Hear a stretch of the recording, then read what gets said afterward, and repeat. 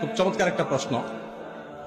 পাপ তো সবারই আছে, তো পাপ থাকার পরেও সোজা জান্নাতে চলে যাওয়ার উপায় কি? এটার উপায় হলো অটো পাস। এই যে করোনা ভাইরাসের কারণে স্কুলে ছেলেদেরকে, মেয়েদেরকে, আমাদের শিক্ষার্থীদেরকে অটো পাস করে দেওয়া হয়েছে না? তো আল্লাহ যদি এরকম অটো পাস টাস করে দেয় তাহলে একটা সুযোগ পাওয়া যেতে পারে।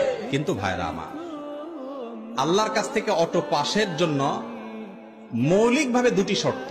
এক, শিরক মুক্ত ঈমান থাকতে হবে।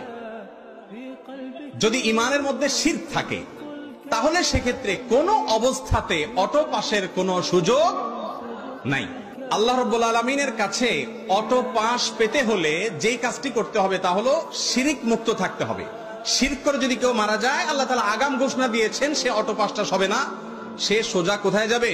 জাহান্নামে যাবে। ইন্নাল্লাহা লা ইয়াগফিরু আন ইউশরাকা বিহি, আল্লাহর সঙ্গে শিরক করে মারা গেলে, তওবা ছাড়া মারা গেলে তাকে আল্লাহ তাআলা maaf করবেন না।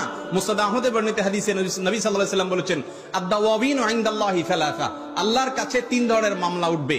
তার ভিতরে এক ধরনের মামলা হলো শিরক সংশ্লিষ্ট মামলা। এটা জামিনের অযোগ্য, ক্ষমার অযোগ্য, সরাসরি জাহান্নাম। এজন্য শিরক থেকে বেঁচে থাকার জন্য চেষ্টা করতে হবে। এক। দ্বিতীয় হলো বান্দার হক নষ্ট করা যাবে না। ওই যে আজকে 4টা পয়েন্ট বলেছি, 2টা পয়েন্ট এর মধ্যে চলে আসছে। দেখেন, বান্দার হক নষ্ট করা যাবে না। মানুষের অধিকার যদি নষ্ট করেন, কিয়ামতের দিন আল্লাহ নিজেও বলবেন যে এই মামলা আমি নিষ্পত্তি করব না।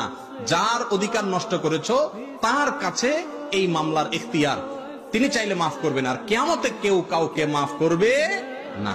নিজের বাবাও ছেলে মেয়েকে মাফ করবে না। ইয়াউমা ইয়াফিরুল মারউ মিন আখি ওয়া উম্মিহি ওয়া আবি। এজন্য ভাইরা আমার, যদি গুনাহ করেও সোজা জান্নাতে যেতে চান, এক, শিরক থেকে বেঁচে থাকবেন।